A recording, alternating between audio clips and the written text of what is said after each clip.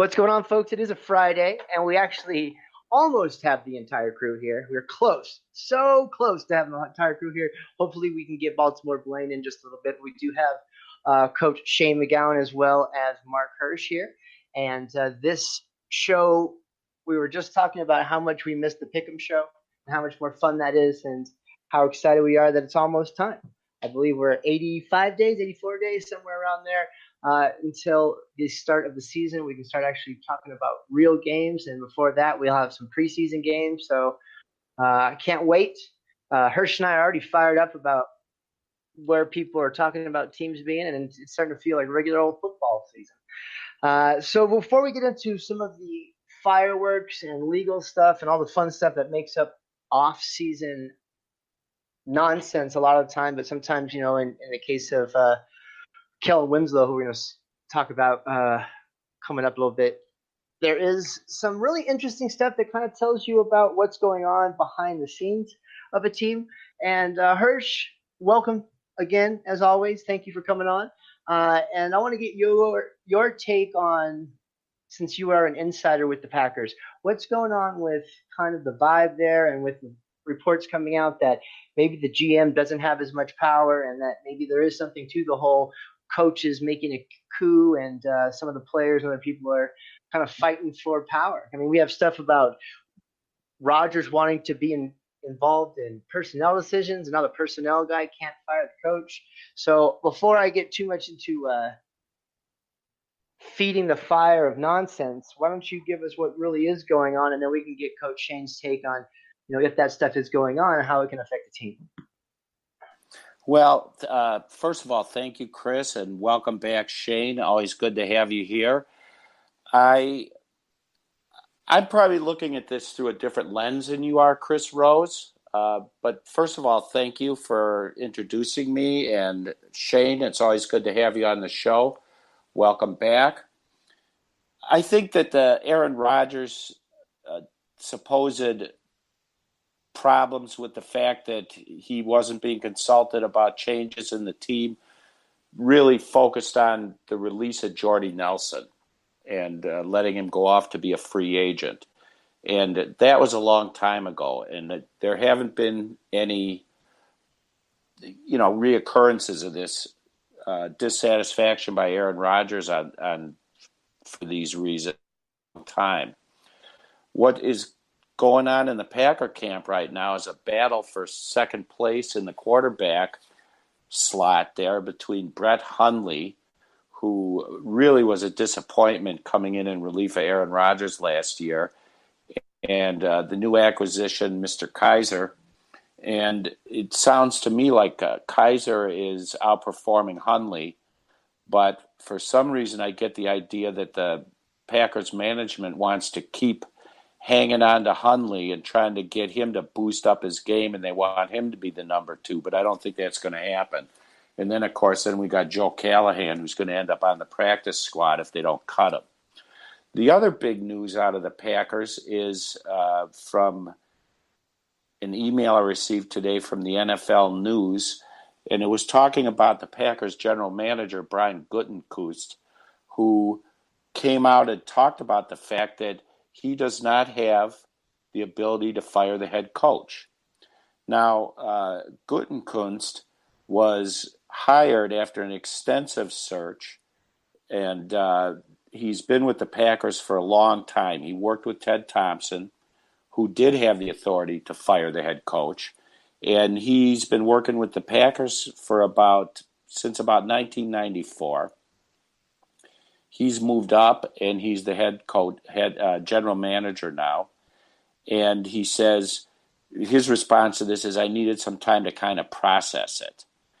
And that he thinks that the thing that made it okay with him was the people, the relationships he already had with Mark Murphy, who's the Packers president, who does have the authority to fire the head coach, and with Mike McCarthy and Russ Ball.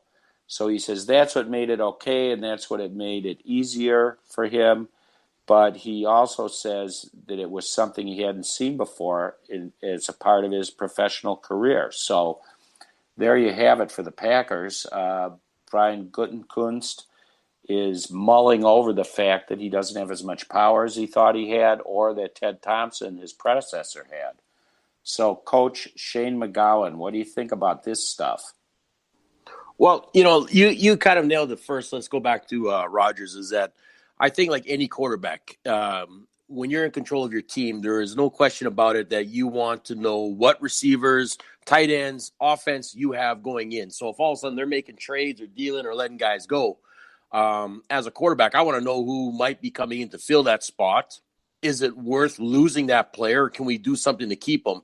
So I do think that every good quarterback in the league is going to have a little bit of wanting to know what's the scoop. Just like a defensive player, too, would say the same thing in controlling their defense as well in some ways, too. I mean, Von Miller has been vocal for the Broncos in many ways in that and things like this. So I don't think it's anything wrong against Rodgers of what he wanted to kind of be inquired about. I just think naturally everything gets twisted around a little bit, too, to, saying, hey, I only want so-and-so to come in, etc. But, as for the management side of it, I mean, look, every team is going to have the same type of some scenario situations like that where it's like so-and-so can't fire you, so-and-so can't do this. I mean, look at the Raiders, pretty much other than owning the bloody team. I mean, I think Gruden runs everything. I mean, I think McKenzie's just sitting in the back himself, going, oh man, I got a big mess I got to clean up because guys I drafted, he ain't liking it. He's going to be getting rid of, and it's going to be a bit of a downward spiral in Oaklandville too. They wrapped up their camp. They had a nice little fisticuff and to keep it on the low, but a lot of that stuff too is I understand why Gruden is kind of ticked off about it. Is the fact that the way he was running the drill was making these guys realize that discipline is going to be a big factor in the game.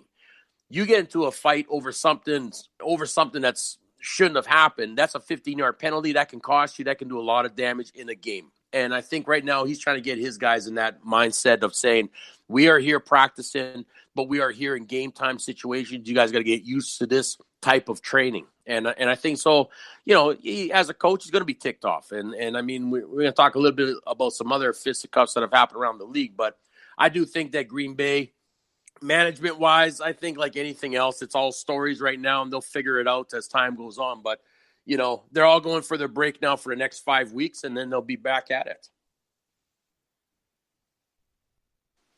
Well, they've been having some fisticuffs over there at the Raiders, too. And I don't know how many players were involved. Do you have any information about that, Shane? Well, I knew the two that got into it, the offense and defensive linemen got into it, and then everyone else started jumping in and et cetera like that. But I mean, and that's what Gruden was ticked off about more than anything, is because he was running a 2-minute drill, and they're running at about the 15-yard line to punch the ball in, and you're getting into this stuff. Well, you're costing your team. This is what he's trying to tell these guys, is you are costing us because of your disciplinary actions. The Raiders did that last season too with these bad on-field run-ons by Marchand and Talib getting into it with Cooper, or not Cooper, sorry, the guy that we finally got rid of and sent them over to the Browns, or to the Ravens, Crabtree. But you know what I mean? It's one of those things where if it's ingrained in you of being that type of a player, you need to change that if you're going to be effective on your team, because you got to learn to take some things and roll with it to go for that victory. And I think that's what Gruden's trying to bring this year into the Raiders organization. Yeah, I mean, you guys got rid of one of the better kickers in the NFL, because I remember Gruden calling that game that you're talking about with the Chiefs. And as people are starting to get those flags, you can just hear him just kind of jumping through the microphone as to how upset he was about it. And first thing he does is he starts to kind of trim that down. So I understand that, and definitely what he's trying to instill there as. If we all look at this for a quick second and said, okay, Belichick's the same type of mentality like that too. He doesn't like that fisticuff stuff. A lot of the greats that have been around long enough too, even Carroll, I mean, he's going to be in that same boat. They don't want that because, again, players take that, and it's not the aggression, it's not the intensity, I like that type of play. No, it's the fact that you're going to do that come game time that's going to cost us something serious. And I think that's where the good coaches come into play and say, trim it now, stop it before it gets going so it becomes muscle memory in that way, and just walk away from it. So that's the way I'm looking at it in this aspect. And I do think that these guys have to play better in that way. They got to perform better, but they got to be more disciplined. Yeah, and the big one that almost was a disaster was the fight with the Giants, where you have two big men fighting, and they rolled up the knee of their newly signed left tackle Nate Solder. Exactly. So now you're bringing in guys that are going to be getting injured because two guys want to go at it. And Hernandez, who's the rookie as well, he's got an attitude like no tomorrow. I mean, this kid's got a great attitude in that way. But the problem is that you're also getting others out there that are going to get, like we said, injured because of your foolishness at times. So like I said, there are times you cannot afford those mistakes. Yeah, but fighting your own guys, I mean, come on. If you get in a little something with the other team and somebody gets hurt, that's bad. But if you're hurting your own guys during the preseason, at the earliest mini camps, that doesn't make any sense at all. Exactly. And then that's the problem that these guys are having is the fact that everybody wants to make the team and everybody's going to say, hey, you know what? You can't push me around attitude. The problem is that you do something stupid and you get your neighbor messed up and caught and he tears out his ACL or rolls an ankle or breaks something. Boom. Now you're looking for a new O lineman or a new defensive lineman. Those are things you can't afford to make. You can't make those mistakes. Yeah, I remember a couple of years ago when Jermaine Ifedi got drafted and he was going up against a veteran defensive line. They were okay with him kind of fighting because he was holding his own. But then after a fight, they're yelling at each other back and forth. A couple of guys, they take off their helmet, and he runs up and sucker punches his starting defensive tackle and breaks his jaw. I mean, that's just when like what are you doing like that? Exactly. You know what I mean? And hey, it's no different than what's his name punching Geno Smith and breaking his jaw too over a bet. You know what I mean? Like talk about stupidity. Forgot about that. I think about the basketball one where he puts him in the hospital and the guy misses a month on the Bulls this year, where he smacked his own teammate. He gets suspended and the other guy can't play, so you're missing two of your starting forwards because of a nonsense fight. I don't know, it doesn't make sense. And speaking of nonsense, a little bit of a different way of nonsense because some things, mental illness and addiction is no joke. It's no joke, and I really hope this turns out not to be true. But Martavius Bryant, newly signed by the Raiders. I followed a lot last year. He got the maximum 1-year suspension and had to apply, Josh Gordon style. And he really came out and talked about all the things he did. There's actually, I think, I don't know if it's a documentary or just something on the web that just shows all the stuff he did, all the realizations, like once the money dried up, all those guys that were getting him in trouble went away. And it just looked like he was really on it. Steelers drafted someone that fit a little better, so it didn't fit. So then he went to the Raiders, and it seemed like everything was going well. And now you're seeing a lot of these kind of covert, as far as details are concerned, reports saying that it looks like he's going to get suspended again. Mr. Hirsch, any thoughts on this, or do you have any other insight that maybe I haven't read today? Well, I'd sure like to know what he supposedly did, because it's never good when all you have is speculation. So who knows? But the thing is, what good is he to anybody if he can't come out on the field? And what good is he to himself either? If he keeps this up, how many years in a row or seasons in a row can he get suspended and miss? That's my question. And it's Shane's favorite team there. I don't know what he thinks about it. Shane? I think it's becoming a gong show before the season started over there again. And I mean, they went out of their way to get this kid who went out of his way during last season to make an uproar to say, hey, you know what? I gotta be moved here from the Steelers. Like, I'm good. I got the talent. Somebody play me. Somebody pick me up.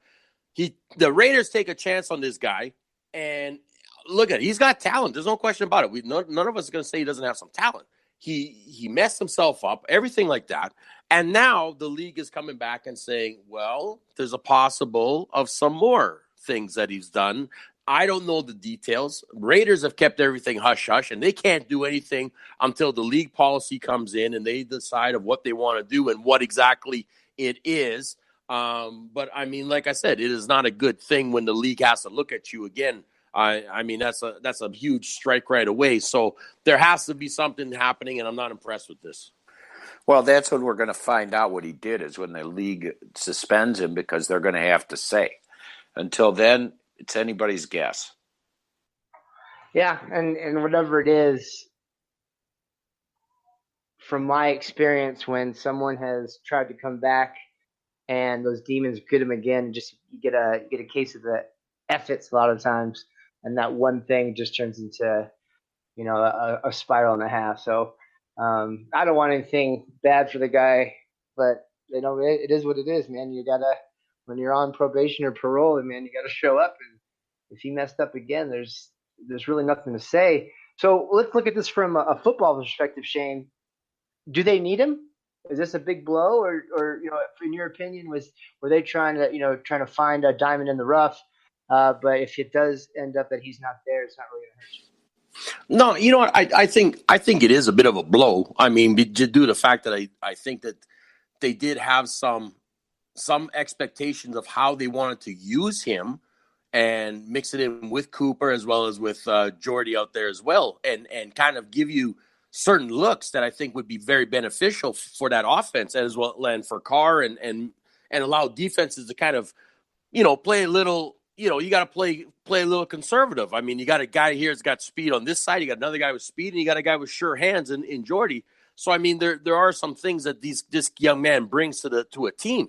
It's just a fact of now you got to now look outside the box and say we may have to be playing a season without him. So now where are we going to go, and what are we going to do? And I think Gruden's going in for elbow surgery, so he'll be so Novocained up. He's going to have to wait till he's sober and come out and figure out what he wants to do about that after. But they are going to have to do something, I think, as a backup. Well, it's a big waste of talent. And what is this going to do to his career, in the sense of season after season he's not playing? It's got to degrade his performance, even if he is able to come back at some point. Well, not only degrade his performance, as well as what about people around him? Who's going to associate with them? And then again, that's where these guys start to mess up too much and don't have that support that they need, that support team that should be saying, hey, we are here. Let's get through this like anything else. You know what I mean? But no, you signed the big contracts, you got the big money, and all of a sudden you're doing something as they said, and you said it earlier too, Chris, is all of a sudden, people and that enticing situation kind of gets your desire a little bit if this is the case, and I mean, it's going to be a tough situation overall for this young man. And again, I hope that everything may just be false in some ways, but we will find out. But if it isn't, then you're right. This guy's going to be gone for another season. And it's tough when you haven't played for a few years to try to get back into the game.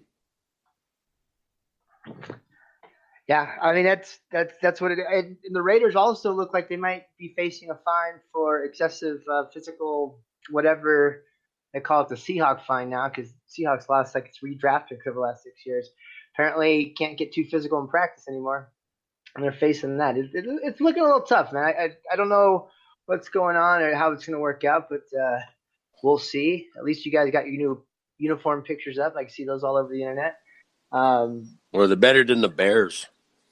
better than the Bears. So, well, it's sad when the team is taking a dive before they even get to regular training camp. Yeah, that is true. You know what I mean? So it's a good thing we're going on a 5-week break right now. Maybe they can all clear their heads.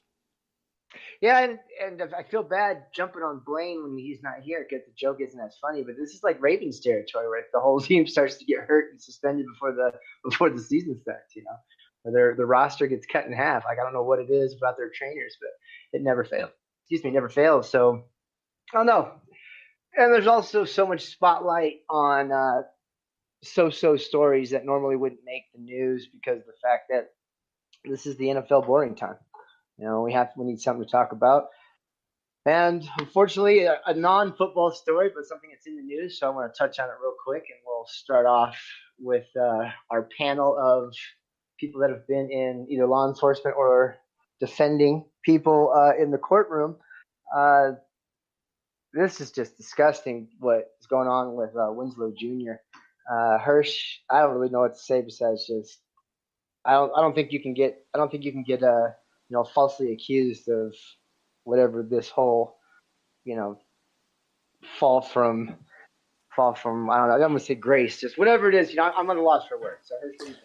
Well, this is big news because this guy is getting slammed. I mean, he's facing up to life in prison. And for the life of me, he's got so many charges, I can't even remember what they are. It's sexual assault, uh, forcing, this, that, every kind of sex you could think of, kidnapping, breaking into a trailer. I mean, it just, the list goes on and on and on. And boy, I would like to hope that whoever's his criminal defense attorney gets a hefty retainer up front. But this sounds like a losing battle, and I 100% agree with you that when there's this many charges that are so serious, no district attorney or prosecutor in the world is going to issue those kind of charges unless they have some ironclad proof. So I think it's bye for Mr. Winslow Jr. Well, here's what I just kind of came upon is that it's actually two women, right, that he's being charged with. One was in March, and one was here in May, and it's a 59-year-old and a 54-year-old. So the man's being charged for two charges of kidnapping with intent to commit rape, 2 counts of forcible rape, single counts of forcible sexual things, indecent exposure, 2 counts of residential burglary as well. I mean, like I said, it's not just one person. He's done it to 2 that he's being charged with. This is absolutely horrendous. And like I said, we've seen how some of these players, after their career is done, take a nosedive into robberies and everything like this. But this man has just gone almost as crazy as Hernandez was. The rape charges. This is just incredible. It really is. Well, he hasn't killed anybody yet, but this is just off the hook, and it leaves me wondering what happened to this guy. I mean, is it drugs? Is it mental illness? Because really, something like this doesn't just pop up out of nowhere unless there's some kind of underlying cause. And this is all from this year, so something is going on with the guy. But whatever it is, he's going to have to work it out behind bars. I think they're going to put him away for a good long time. And I don't know if anyone who's listening remembers, but this is the guy who wrecked the motorcycle, even though he wasn't allowed to ride motorcycles. This is the guy that has had, problems with assaults on the field, off the field. I mean, just a ton of problems.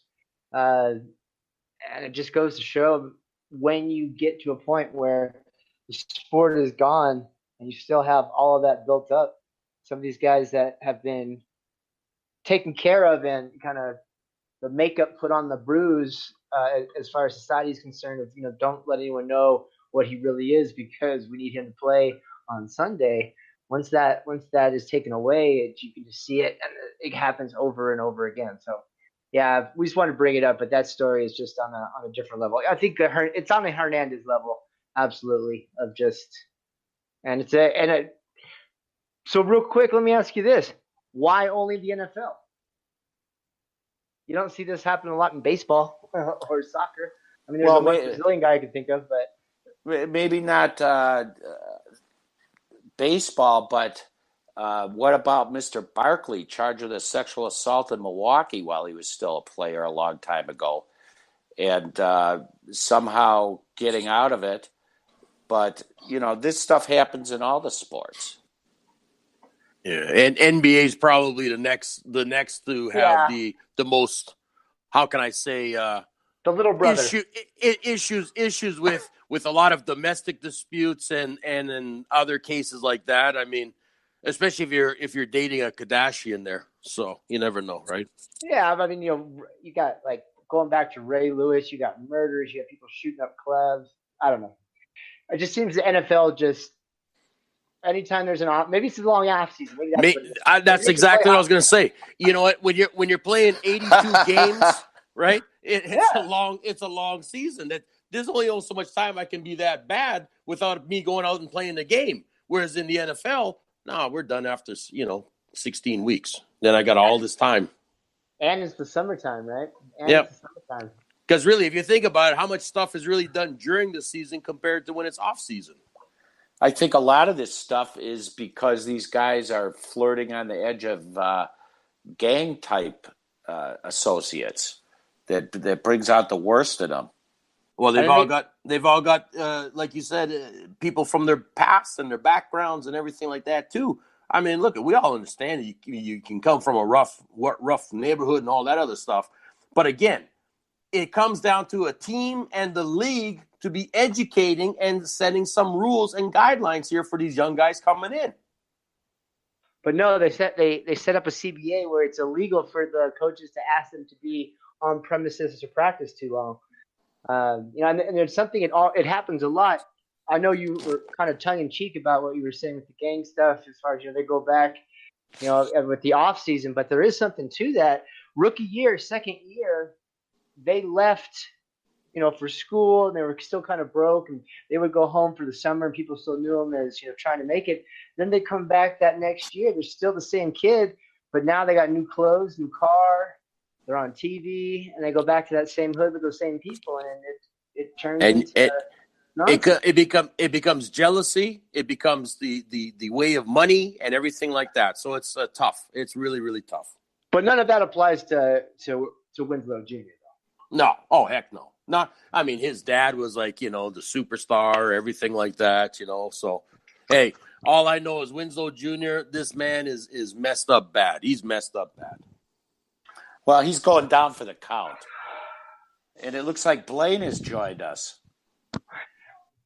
Hello, gentlemen. Fashionably late. I was literally just about to do a last question. The technology of today really needs work. But that's all I have to say about this. And all I have to say to that is none of the rest of us had any problems.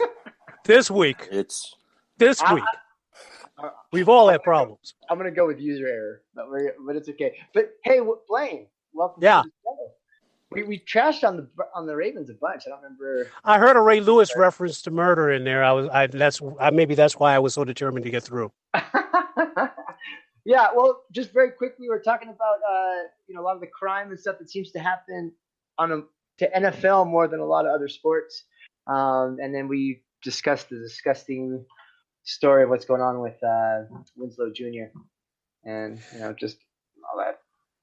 Yeah, that one really gets me. I want to hear all the details out of that. He was accused of burglary or attempted burglary, and now rape and all sorts of details coming out on that as far as what he's been charged with. I think it was like 9 different crimes involved. Yeah, we'll tell you off air because we just went over the whole thing. Right? He basically tried to kidnap 2 50-plus-year-old women. It's no good. Yeah, he's blued, screwed, and tattooed. Blued, screwed, and tattooed. But you do have a good point there. Why does this keep happening so much in the NFL? Yeah, as opposed to all the other sports out there. Because they got too much downtime. Yeah. I don't know about that. I mean, you got baseball players that have downtime, after. I know it's a long season. Exactly. Baseball plays 175 games or something crazy. Basketball plays 82. Hockey plays 80-something. We're the only one that's played like 16 weeks. But let's be real. Let's be real, Shane. Let's be real. The football season with OTAs and mini camps and all of this, it's a year round. I don't know about that. These guys don't even go to the OTAs and the mini camps. And it's for 3 days. It's 3 days. Yeah, right now the break between OTAs, mini camp, and it's 5 weeks. They're not even allowed to be with the coaches. They have because that's part of the deal. Exactly. The CBA made it, and now they made these guys go off and go on vacation for 5 weeks. So now here's what you're going to get is a whole bunch of stories coming in within the next 2 weeks. Well, hold on. We're missing the point here. Kellen Winslow Jr. hasn't been in the NFL for how many years now? No. So it has nothing to do with that. you're jumping on two conversations. We just agreed before you jumped on. The problems we see in the NFL have nothing to do with Winslow going off the deep end. I mean, Martavius Bryant, another possible failed drug or missed drug test. Yeah, That's we talked about all of this at great length. I'm sure, but I mean, what my point is like, I mean, that happens throughout the season too, where they miss drug tests and fail drug tests. So I'm not going to put it down to too much time on their hands. All right. Well, maybe they're just a bunch of animals. Well, it's definitely something that Shane has talked about a lot, and something that Shane does is talking about getting a team together, a team of people around you that are telling you the right things, not yes man people that are pushing you. I mean, why don't you put a period on that, Shane? We can get off the subject, but that's something that you really feel strongly about, right? Oh, there's no question. Look, I've played the game. I understand what it's like in that locker room and what guys go through. And it can go for every sport, but you need a support group. You need people, past mentors, veterans like that, to come in there and let these guys, and not the ones that are like a Chris Carter saying, hey, make sure you got a backup guy to take the fall for you. Not those type of guys. You need the guys that are going to come in there and say, you're young, you're talented, you've got a lot of things going your way. This is the way you got to keep it going, but be respectful and understand where you came from and make a difference so that others can follow in your footsteps in the right direction instead of being labeled, because that's what it comes down to. I mean, we're harping on this and we're pretty much labeling these guys in ways, and it's hard not to when you look at some of the stuff that's happened. But again, I'm not saying that it doesn't happen in other sports, and there is no rhyme or reason how much time you play, etc. I'm just saying is that you do need to start looking at building up some type of each team having some type of mentorship for these guys into which they should be able to get through year after year without issues, problems, and know where to go to, that know if they do have some type of addiction possibly coming. I mean, the internet is crazy. You're going to catch everybody every time at everything because that's just how it is now. And you don't need that, especially a team does not need to have that coming into camps or during the season or anything like that. Those are all distractions that you do not need to bring to yourself or to a team. Well said. Even if the team's rebuilding. Exactly. Well said. All right. Well, speaking of rebuilding, really quick, just we'll get one little piece of news in here with Blaine since we did finally get a chance to get him on the show. I'm seeing a lot of stuff out of camp that your new rookie quarterback. Kudos to Flacco. It looks like them drafting the quarterback has kind of lit a fire under him, and he's looked better, and he's really working hard, and he's doing all these great things. But at the same time, it sounds like Marty Morningwig, who also has some Packer experience and some Andy Reid experience, so Mr. Hirsch knows a lot about him. It looks like they're trying to use him like a what was that guy's name on the Steelers a few years ago? Is Cordell Stewart. Cordell Stewart. They're trying to use him like a Cordell Stewart, and that has never worked. They're going to the Wildcat. They're going to have the Wildcat out there. I mean, that worries me if I was a Ravens fan. So why don't you touch on that, and then maybe Mr. Hirsch has some insight on Morningway. Yeah, I don't like the idea. I'm sorry, did I cut you off? No, you're fine. Okay, I don't like the idea of a slash type thing or a Wildcat. I would I would say use them for a couple of special plays during the season just to keep the defense on their heels, or try to get the defense on their heel, keep them off balance, but don't put them out there where you're gonna do stuff that he doesn't need to do as a quarterback and put him in danger of getting hurt. And then having to deal with that issue. I'd say more of a decoy situation and special plays, a handful of special plays, and just let them develop. And as far as Flacco is concerned, it doesn't surprise me with Flacco, because Flacco, when he's under pressure, performs. That's the problem, is he hasn't had anybody pushing him. So we'll see how that pans out through the rest of the year. And hopefully he stays healthy. If he stays healthy, I'm telling you, you're going to go back to it's Flacco elite. Oh, He's going to have one of his man. best. He's going to have one of his best years if he stays healthy this year. That would be a And Flacco it's thing to do. and it's not Well, it's not it's not because he's playing for a contract. It's because he's playing for his job. Because he's under well, contract for another 2 or 3 years. I think it's 2 years. well. Yeah. The thing with Flacco is I don't know if they're trying to pull a slash thing. I think they're trying to light a fire under him because I was coming up with a nickname for him as Joe Flat-O Oh instead my of God. Flacco because he's been flat and he's been just going in there and like business as usual, just like paying the fee and getting a degree. He's getting his money, he goes out there, he plays, but there's no excitement there. He's been totally flat. He hasn't been taking the team anywhere. And I think they're just trying to light a fire under him. And at the same time, thinking ahead to the future because he's not going to last forever, even if he comes alive. And as far as elite quarterback goes, come on.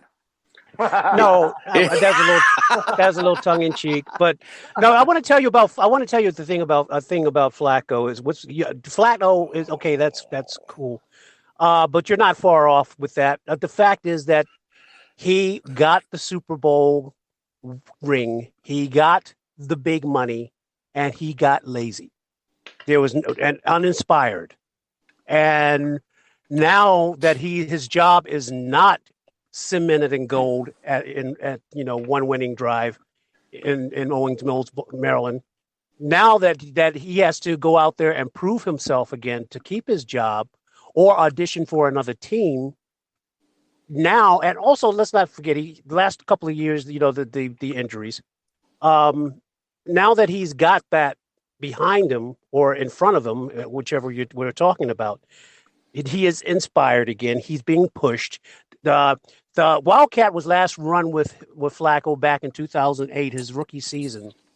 And it was one play. The first play that they did a trick play was with Troy Smith, who was his backup that year, lining up under center, and Joe Flacco lined up as a receiver.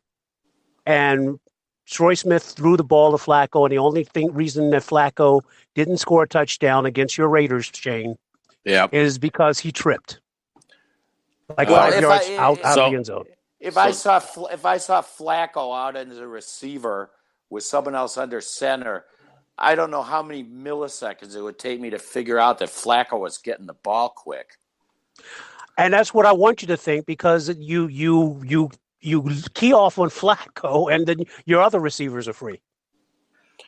Okay, so now we've had a history lesson on the Raiders. Yeah. I'm sorry. I spoke up. My thing is that I think Flacco needs to have a good year because he's seeing all the other quarterbacks around him saying, oh, they've got a year, 2 years left on their contracts and they're negotiating already. I need to do that as well. So that's the only reason why I see Flacco putting a spark under him in big ways too, is because he knows he needs to get another big payday, and he's going to do that by negotiating just like everybody else does with the 2-year stint. Well, I think the Ravens need to move on from Flacco.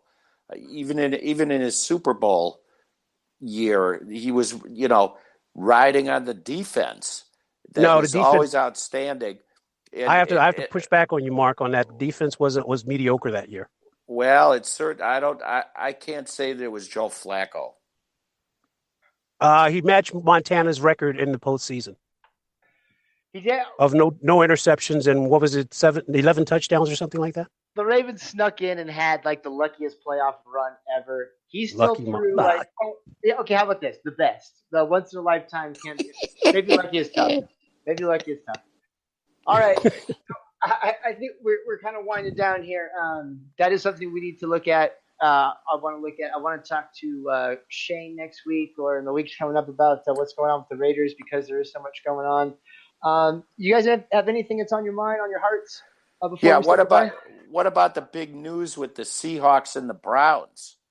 I thought don't you want to talk about that? I was letting that go. That was a pre-production thing, and you just I don't blame you for letting that one go. Okay, all right then. Let's go for it. All right, Baltimore, Blaine. The team, Yes. I understand the team has lost a couple of veterans, but it's still a team that has won 9, 12, 13, 10 games the last 4 years, right? 2 kicks away from winning 11 last year. They did a segment on NFL Network on their flagship morning show with 3 people who don't have any. Never mind. I'm not going to go into it. They're very knowledgeable. They're very knowledgeable. No, Stop they're not. Who's going to win more games, the Seahawks or the Browns? Not what teams are going to fall, given a big plethora of teams. They went and singled out the Seahawks to compare to the Browns. Now, I can't stop laughing. Sorry. What's wrong with that, Chris Rose? Tell us why you think that's wrong.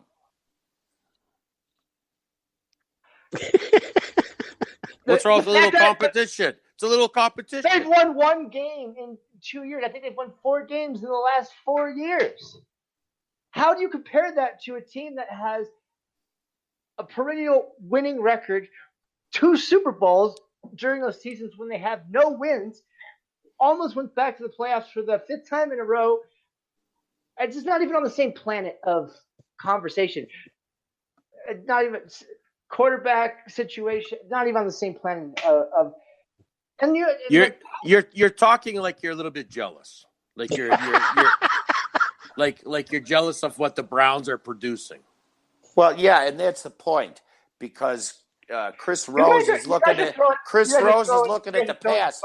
That would be like if I was saying something about the Packers and saying, well, they won Super Bowl I, back in the day. The thing is that look at all the talent that the Browns have been able to bring in with their huge salary cap and their advantage in the draft, signing free agents, bringing in Evan Wolf, it's the assistant general manager.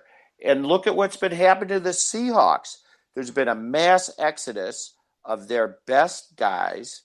They're in chaos over there, or I should say rebuilding. And, so I think it's a fair comparison for a team that the Browns may be going up in a pretty dramatic way.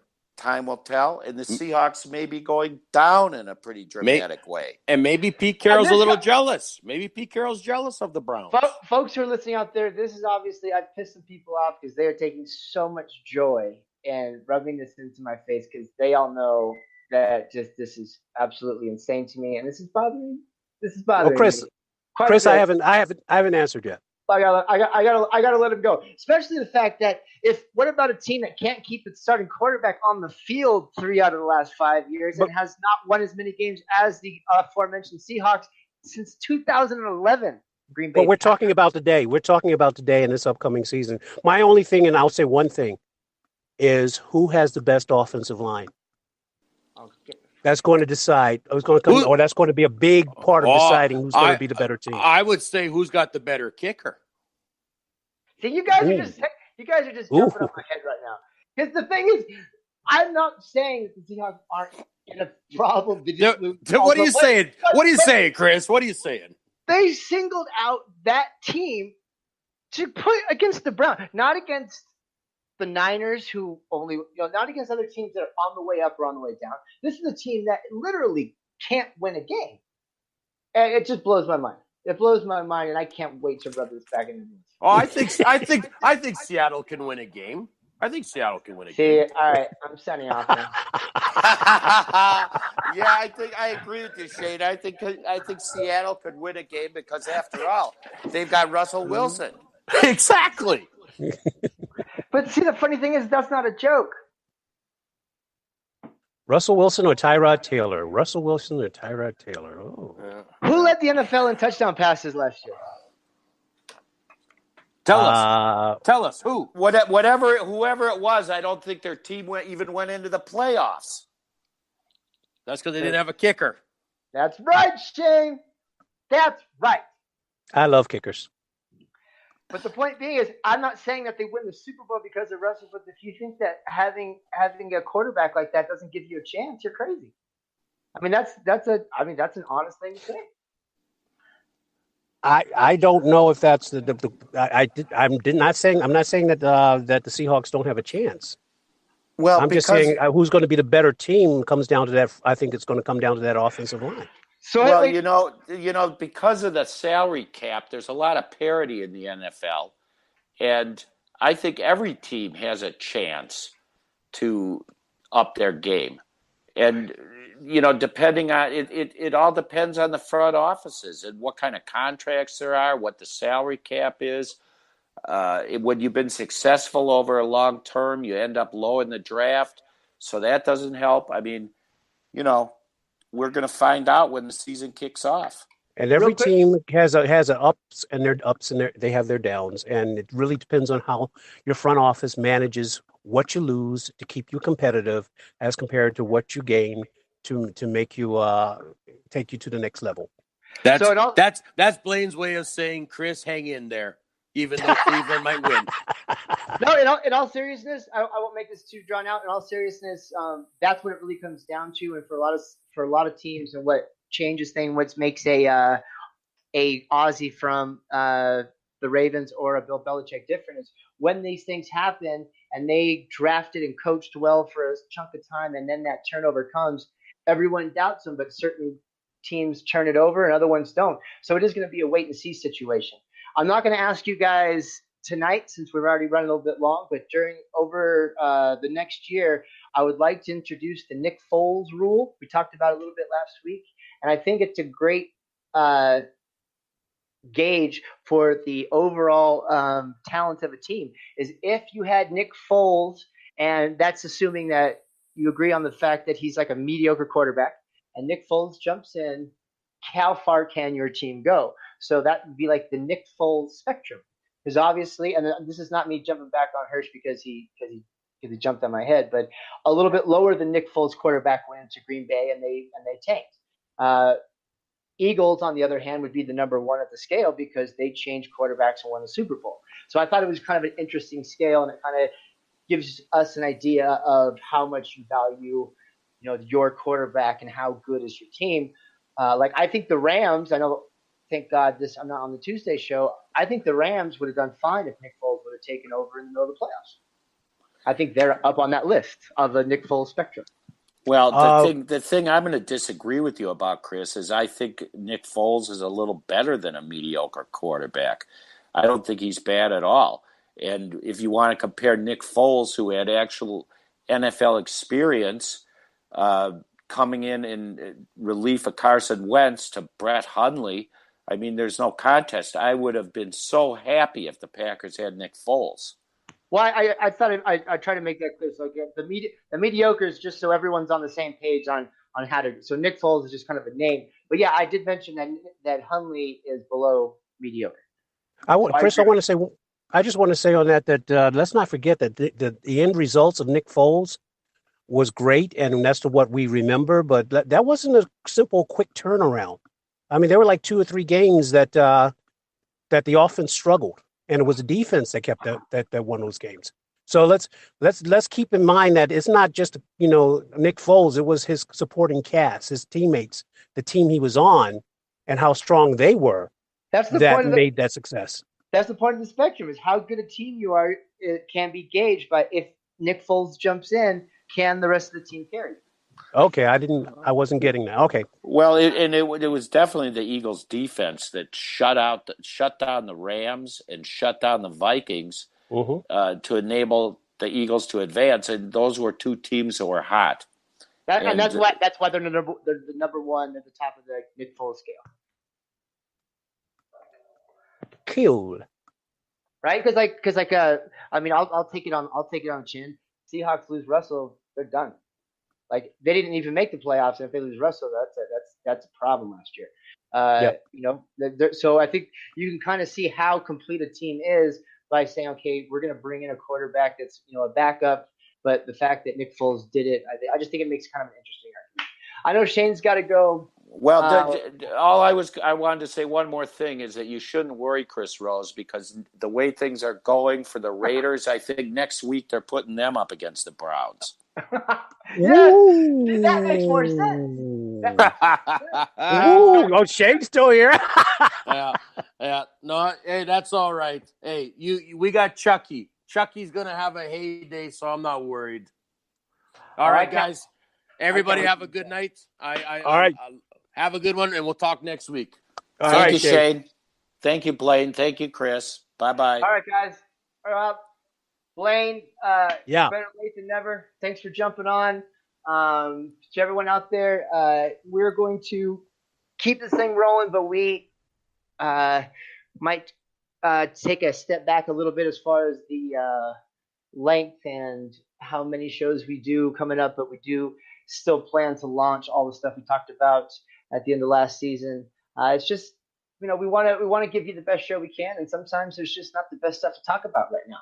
But you can always find us every week. You can find us here at Spreaker.com/NuckPods. You can find us at KnuckleheadPods at gmail.com, at NuckPods on Twitter, Facebook, and I'm sure a few other things I signed up for that I don't even remember now.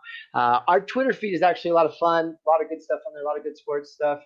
If you want to follow one page to get all of your NFL news and a couple of good feeling sports stuff, no BS, no problems, no taking soapbox stands and that kind of thing. I actually enjoy my Twitter feed more than my Facebook stuff a lot of the time now because it's just sports and good stuff. So that's what I'm looking for. We'll keep it rocking. We'll make sure and get Blaine's flip phone fixed for next week and get him on earlier. You can find us on Tuesdays, and you can always find everything that we're doing on the pages I just mentioned. So for Shane, for Mr. Mark Hirsch, for the technologically impaired Blaine of Baltimore, we'll talk to you guys soon. Later. Bye.